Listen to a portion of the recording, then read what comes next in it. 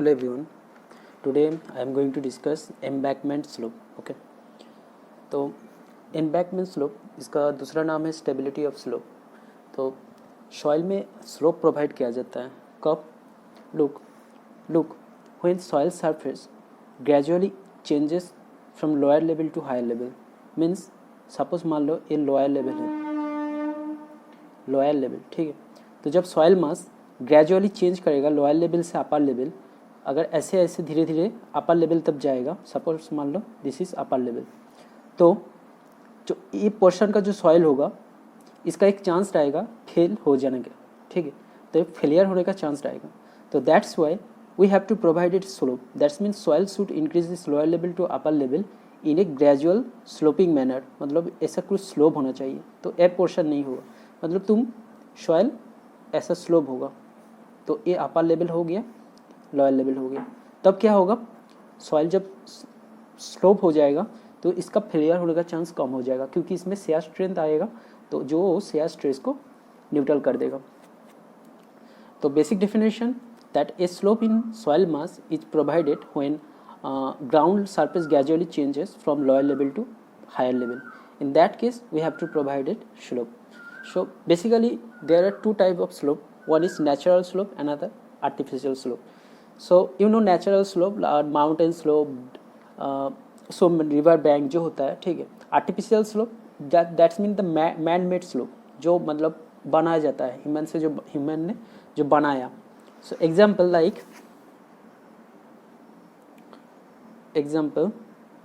natural slopes.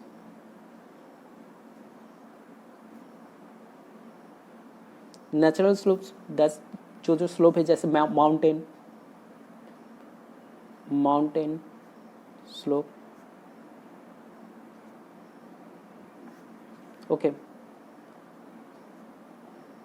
Desert slope, etc.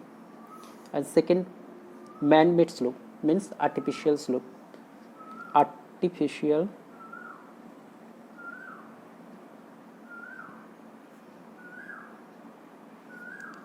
slope. Artificial slope means man-made slope. Man-made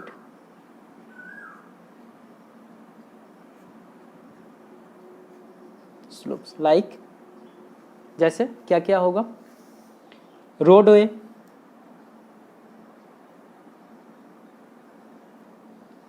railway, embankment,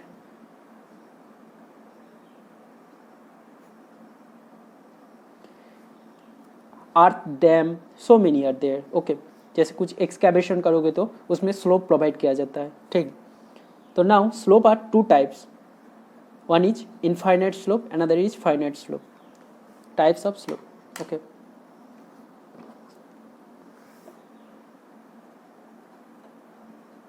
slopes are of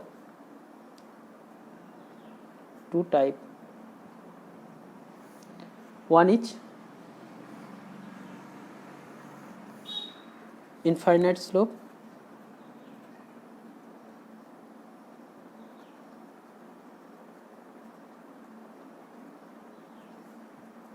and another one is finite slope.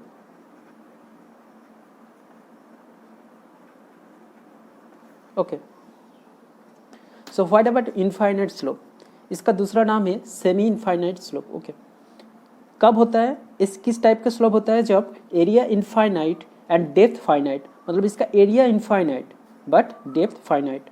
So infinite slope जब क्या होगा, area हो जाएगा infinite and depth finite.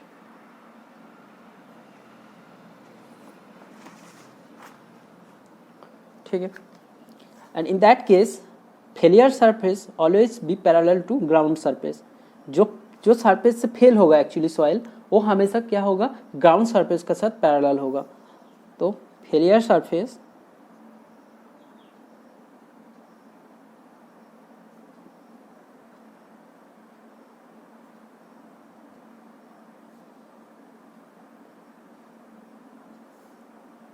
Parallel to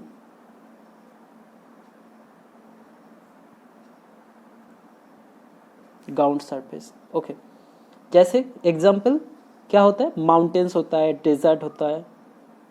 जैसे example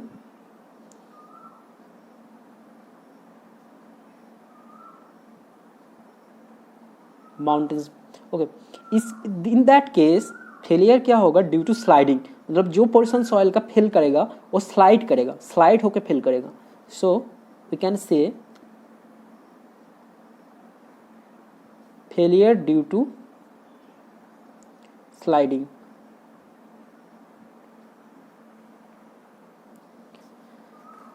and infinite slope, यहाँ पे जो होगा area and depth both finite. Okay, area and depth both finite. Second, failure due to rotation, जैसे यहाँ पे बताए थे हम failure due to sliding, but in case of finite slope इसमें जो फेलियर होगा वो ड्यू टू रोटेशन होगा। ठीक है, we can write failure due to rotation and in जैसे इनफाइनाइट स्लोप में था failure surface parallel to ground surface, but in finite slope क्या होगा, फेलियर सरफेस आइदर सर्कुलर और स्पेरिकल होगा। ठीक है, फेलियर सरफेस क्या होगा, इज इधर सर्कुलर और स्पाइरल। जैसे एग्जांपल एम्बैंकमेंट्स हो गया, कोई भी डैम्स हो गया। Okay, so like an example dams, embankment, okay etcetera. ठीक है, सो क्या क्या हम बोले, स्लोप का प्रोवाइड किया जाता है जब सॉइल धीरे धीरे उसका हाइट इंक्रीज होता है। कैसे होता है, लोअर लेवल से अपर लेवल उसका हाइट धीरे धीरे इंक्रीज होता है जब, तब क्या होता है, सॉइल जब इंक्रीज होगा, सॉइल का हाइट इंक्रीज होगा तो सॉइल का एक चांस रहेगा, तो फेल होने का चांस रहेगा। तो इसी कारण हम लोग क्या करते हैं ना, स्लोप प्रोवाइड करते हैं। स्लोप का कारण क्या होता है, इसमें कुछ शेयर रेजिस्टेंस आएगा जिसका कारण सॉइल का फेल होने का चांस कम हो जाएगा। So a slope in soil mass is provided when ground surface gradually changes from lower level to higher level. This is the condition to provided slope. And then I told about natural slope and artificial slope. Natural slope मतलब इन बहुत सारा, जैसे mountain होता है, desert slope होता है। Natural मतलब it is not man made, मतलब ये नेचुरल स्लोप है, नेचर का बना हुआ स्लोप, जैसे वो खुद मतलब फेलियर ना हो जाए। And then artificial slope. Artificial slope मतलब जो मैन मेड, मतलब ह्यूमन से जो बना है, like roadway, railway, embankment. Okay, then I discuss about slope, types of slope, like infinite slope, और you may say as it semi-infinite slope and finite slope. In case of infinite slope, इसका क्या होगा, area होगा finite, infinite and depth होगा finite. Area infinite means जैसे मान लो कोई mountain है, माउंटेन का तो एरिया इनफाइनाइट इन जनरल जिसको तुम मतलब मेजर नहीं कर सकते हो अब इन फिलहाल। ठीक है, और डेप्थ फाइनाइट मतलब इसका जो डेप्थ होगा वो फाइनाइट होगा।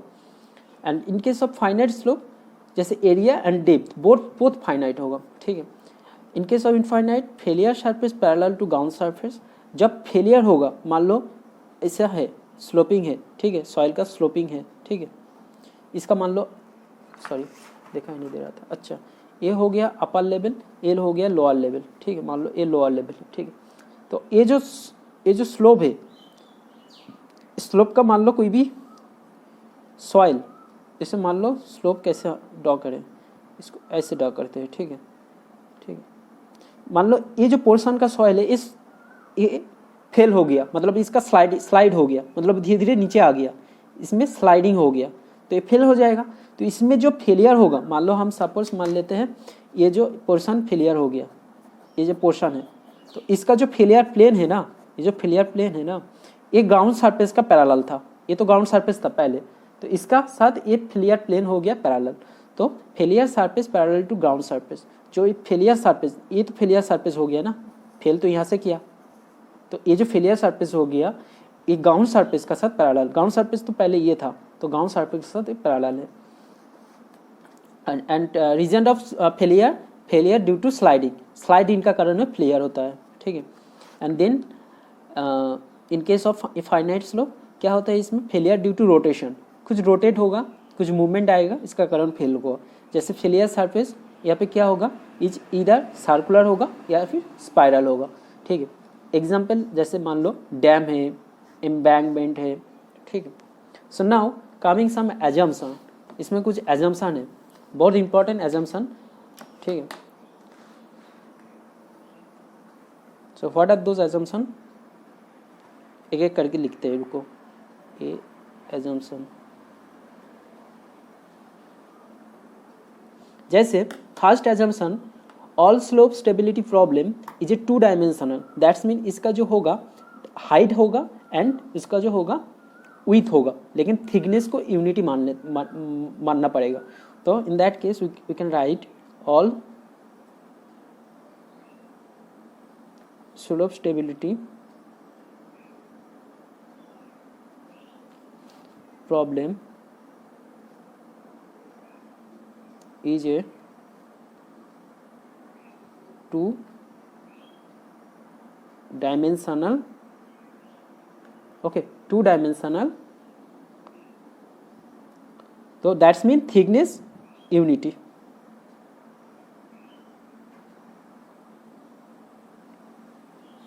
इसका जो थिकनेस होगा मतलब जो इनसाइड पेपर उसको हम यूनिटी मानते हैं, मतलब 1 मानना होगा।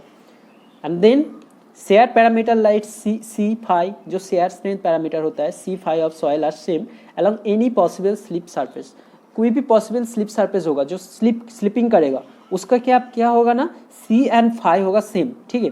मान लो ये जो पोर्शन है सॉइल का स्लिप कर रहा है तो इसका सी एंड फाई सेम होगा throughout the slip, okay. तो second assumption,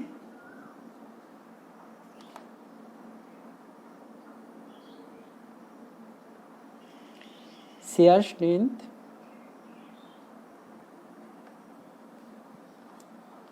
parameter, that means C and phi of soil are same along any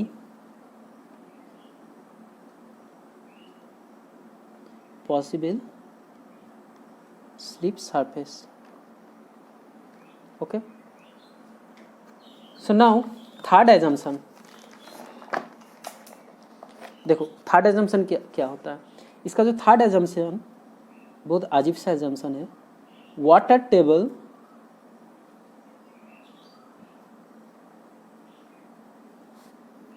और सीपेज is parallel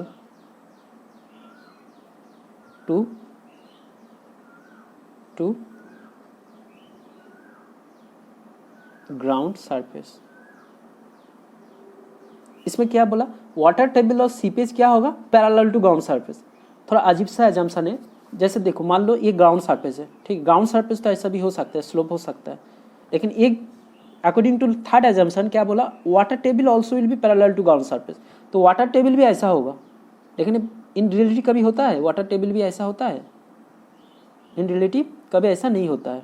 ये वाटर टेबल है, water table that's mean water का surface कभी incline नहीं हो सकता है, ये हमेशा हॉरिजॉन्टली होता है। तो लेकिन अकॉर्डिंग टू थर्ड एजम्पशन इसमें क्या बोला, अगर ग्राउंड सरफेस हॉरिजॉन्टल होगा तो इसमें जो वाटर टेबल भी होगा वो भी सॉरी ग्राउंड सरफेस अगर इंक्लाइंड होगा तो इसमें जो हॉरिजॉन्टल वाटर टेबल होगा वो भी इंक्लाइंड होगा, लेकिन इन जनरल हॉरिजॉन्टल नहीं हो, इंक्लाइंड नहीं होगा। ग्राउंड वाटर टेबल तो ऐसा हो जाएगा, लेकिन according to that assumption we have to just obey this assumption. So now look, I am going to analysis a infinite slope mathematically. Okay, so stability analysis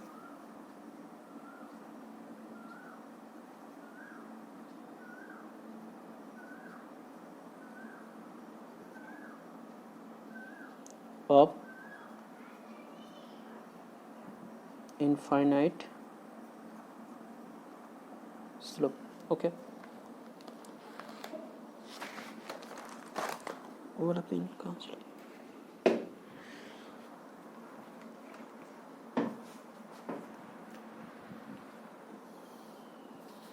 So now stability analysis of infinite slope. जैसे हम कोई भी एक infinite slope का, जैसे मान लो ये प्लेन है, ठीक है, वाई वाई प्लेन है, सपोज मान लो वाई वाई एक प्लेन है, ठीक है, तो इसका डेप्थ, इसका जो डेप्थ है जेट मान लो, that's mean this is X X plane है, एक वाई वाई प्लेन है and this is another plane X X. तो मान लो इसका जो डेप्थ है जेट है, दैट्स मीन इसका जो डेप्थ है, दिस इज डेप्थ, ये मान लो जेट है। तो सपोज ये जो एक्स एक्स वाई वाई ये जो पोर्शन का सॉइल है, सपोज ये फेल हो गया, दैट्स मीन फेलियर, इसमें फेलियर आ गया, मतलब फेलियर ड्यू टू स्लाइडिंग, मतलब स्लाइड कर गया। तो in that case we have to analysis क्या होगा, ठीक है। तो सपोज मान लो एक्स एक्स जो है इनफाइनाइट स्लोप है which is incline to the horizontal at an angle i. मान लो ये हॉरिजॉन्टल है, सपोज मान लो ये तो ग्राउंड लेवल है ना, तो ये मान लो हॉरिजॉन्टल है, ठीक है, ये तो हॉरिजॉन्टल है, तो इसका साथ जो इसका जो एंगल है सपोज आई मान लो, ठीक है, तो ये भी आई हो जाएगा, ये हॉरिजॉन्टल होगा तो ये भी आई हो जाएगा, ठीक है। तो let X X represent an infinite slope which is inclined to the horizontal at an angle I and on any plane yy parallel to xx at a depth z sliding occurs। मतलब इसमें ये जो z depth में yy plane का ऊपर, इसका ऊपर क्या होगा, इसका स्लाइडिंग होगा। समझ में आया? तो लैंग्वेज में हम लिख देते हैं, ठीक है। देखो लेट, कहाँ लिखे, x x represents an infinite slope which is inclined to the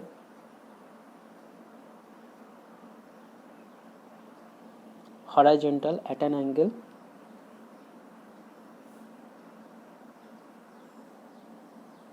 I and on any plane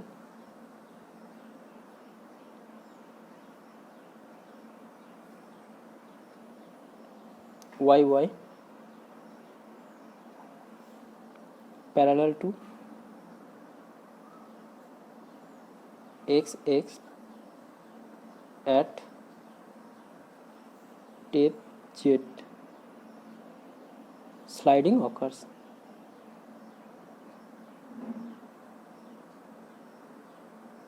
okay, समझ में आया? सो नाउ सपोज हम कोई भी इसका एक पोर्शन को एनालाइज करना है। Suppose I am taking a portion A B C D A soil prism, suppose मान लो I am taking this portion,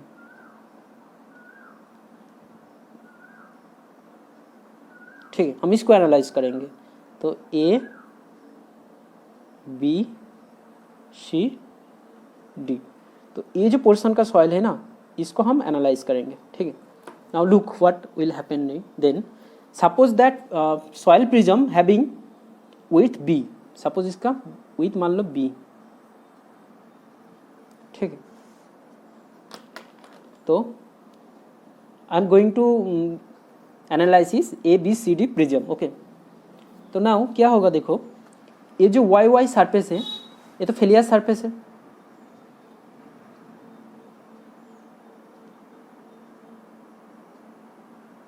ये तो फेलियर सरफेस है क्योंकि इस सरफेस का ऊपर एक्सेस फेल हो जाएगा।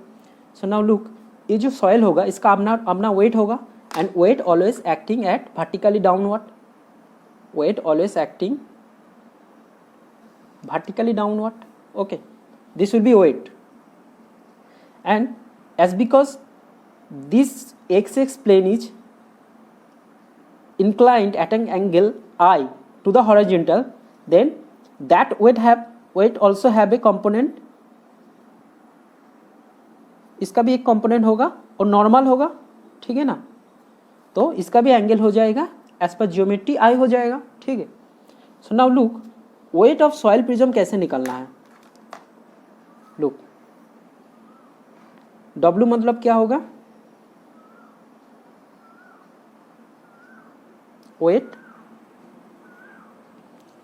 Weight of soil prism,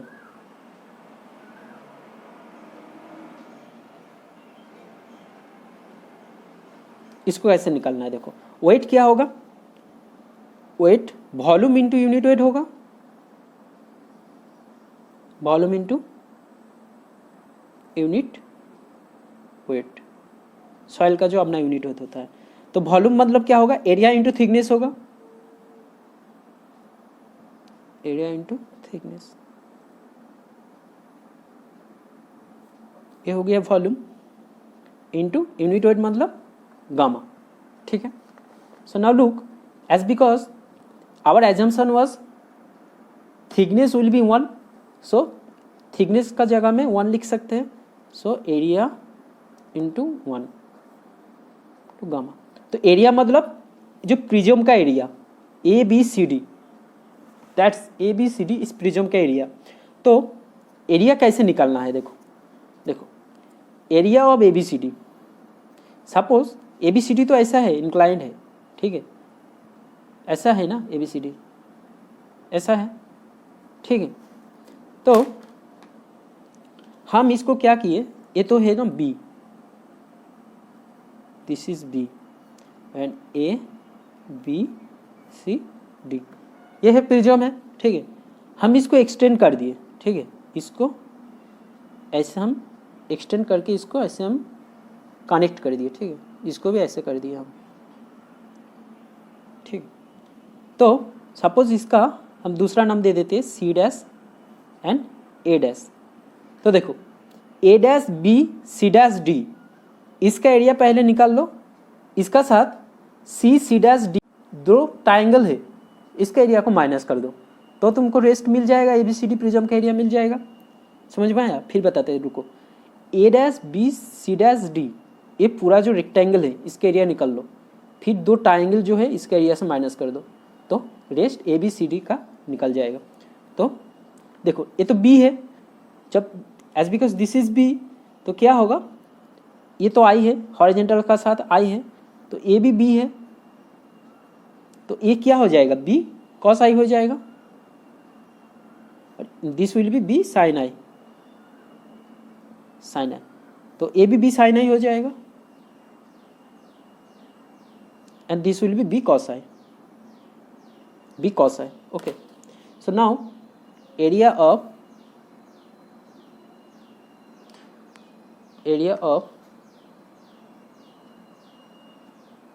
ABCD, देखो पहले क्या करना होगा, एक जो रेक्टेंगल है इसका एरिया निकाल लो, रेक्टेंगल, अच्छा ये तो जेड डेप्थ था ना, ये तो जेड था ही पहले, तो क्या होगा Z plus B sin I, इसका हाइट हो जाएगा इनटू विथ कितना है B cos I, तो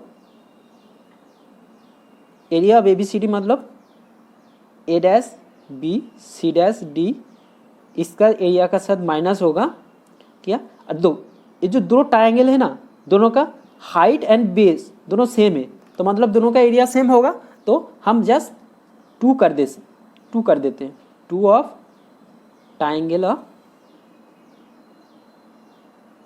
क्या, कोई भी एक ले लो, जैसे C', D, ठीक है, कोई भी एक ट्रायंगल का एरिया निकाल लो, उससे 2 से मल्टीपल कर दो तो दोनों निकल जाएगा, दोनों area.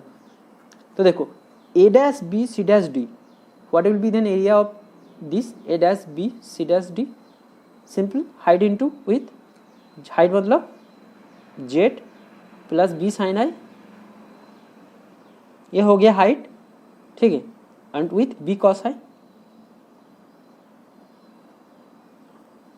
Minus 2 triangle, area of triangle half b cos i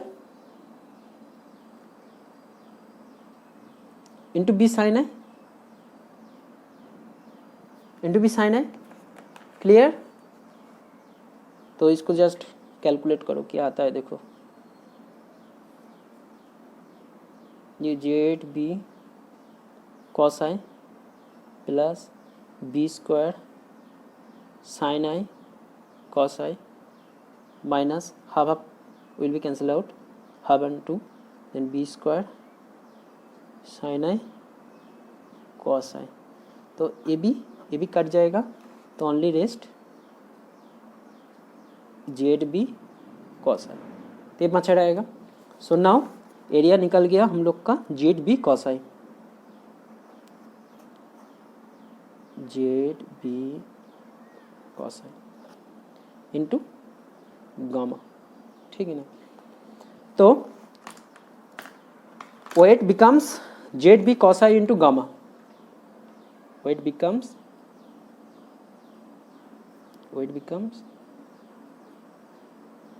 Z gamma into z b cos i, ठीक है।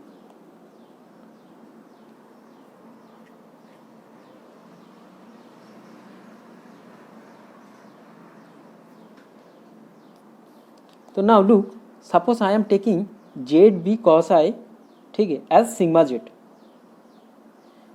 Look, I am taking sigma z as gamma Z cos i, gamma Z cos i, ठीक है। तो क्या हो जाएगा, gamma Z cos i, तो ये हो जाएगा, क्या हो जाएगा, सिग्मा जेड इंटू बी हो जाएगा, ठीक है ना। तो इसका जो नॉर्मल पोर्शन होगा ये क्या होगा, N, and value of N will be क्या होगा बताओ, जो था ये जो इसका जो था इसका कॉस हो जाएगा, कॉस कंपोनेंट हो जाएगा, गामा जेड बी कॉस आई, ये तो था ही पहले, इसका कॉस कंपोनेंट हो जाएगा, कॉस कंपोनेंट हो जाएगा। I am taking as gamma Z cos i sigma Z, okay, तो gamma Z cos i sigma z, तो ये जो हो जाएगा sigma z gamma Z cos i को हम सिग्मा जेड ले लिए, बी कॉस स्क्वायर आई हो जाएगा, ओनली कॉस आई होगा, कॉस तो कॉमन था इसमें। तो रिएक्शन मिल गया। नाउ परपेंडिकुलर रिएक्शन मिल गया, तो इसमें क्या होगा फिर, नॉर्मल स्ट्रेस कैसे निकालना होगा फिर, नॉर्मल स्ट्रेस सिग्मा एन, ये क्या होगा, जो normal reaction to the area होगा, तो मतलब एन बाई ए, एन कितना आया था यहाँ पे, एन जो आया था सिग्मा जेड बी कॉस आई आया था बाई ए मतलब क्या होगा, ये जो प्लेन होगा, नॉर्मल स्ट्रेस कहाँ पे लगेगा, this plane which is inside the paper, inside the paper मतलब यूनिट थिकनेस 1 था, तो इसका एरिया हो जाएगा B into 1, area B into 1, तो ये हो जाएगा sigma Z cos I, okay. Sigma Z मतलब क्या था, सिग्मा जेड मतलब गामा जेड कॉस आई था, तो ऐसे लिख सकते हैं हम gamma Z cos I into cos I, sorry वो दिखाई दिया। देखो instead of gamma Z we can write gamma Z cos I instead of sigma Z, okay. तो इसका तो नॉर्मल कंपोनेंट मिल गया, तो इसका एक साइन कंपोनेंट होगा, this will be acting this side towards the slope, मतलब टुवर्ड्स द स्लाइडिंग जहाँ होगा उस तरफ होगा इसका एक कंपोनेंट। ओके, तो ये क्या होगा, this is shear stress. Shear stress क्या होता है, टाउ इक्वल क्या होगा, इसका जो कंपोनेंट होगा दिस साइड बाय एरिया होगा, तो इसका कंपोनेंट क्या होगा, साइन कंपोनेंट होगा, मतलब गामा जेड बी कॉस आई इंटू साइन आई हो जाएगा इस कंपोनेंट। तो this component will be gamma z b cos I sine आई हो जाएगा। ठीक है, बाई एरिया, एरिया इसका एरिया क्या होगा, इसका भी एरिया सेम होगा, बी इंटू 1 होगा। ठीक है ना, क्योंकि ये भी तो इस प्लेन में एक्ट कर रहा है, तो इस प्लेन का बी है और इनसाइड द पेपर 1 है। ठीक है, तो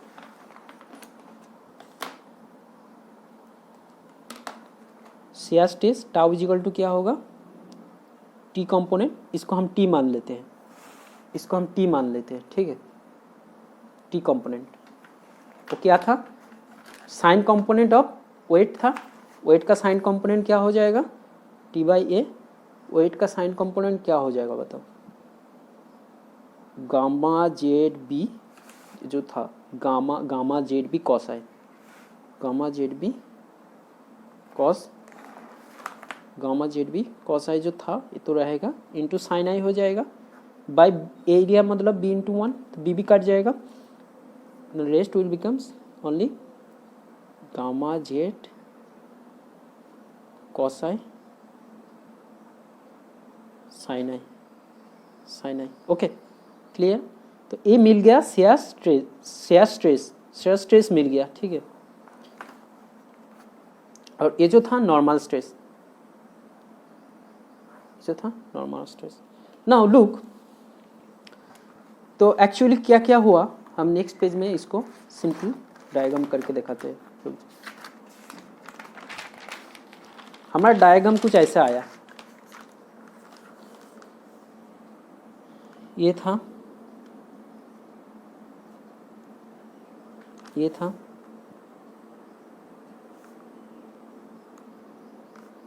ठीक है,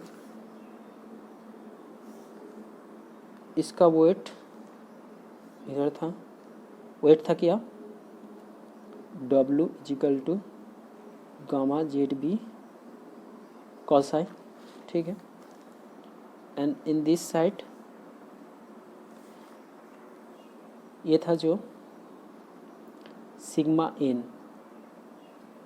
gamma Z cos I into cos i, shear stress जो था टाउ इजिकल टू था gamma Z cos I into sine I. Okay, now look, shear stress acting in this direction, then shear strain will be acting in opposite direction। shear strain का काम क्या होगा, इसको रुकेगा, failure होने को रुकेगा, so this will resist that failure, तो this is shear strength। Okay, तो नाउ क्या होगा देखो, जब shear strength, जब when shear strength is greater than shear stress, तब क्या होगा, फेलियर होने का चांस नहीं रहेगा, मतलब shear strength ज़्यादा है शेयर स्ट्रेस से, तो बहुत कम चांस, मतलब फेलियर नहीं होगा। तो in that case factor of safety greater than 1, factor of safety will be greater than 1, क्योंकि फैक्टर ऑफ सेफ्टी क्या होता है, factor of safety shear stress by shear strength by shear stress, तो in that case factor of safety will becomes greater than 0, and when tau s is less than tau, in that case factor of safety will become less than 1। clear? So दो condition,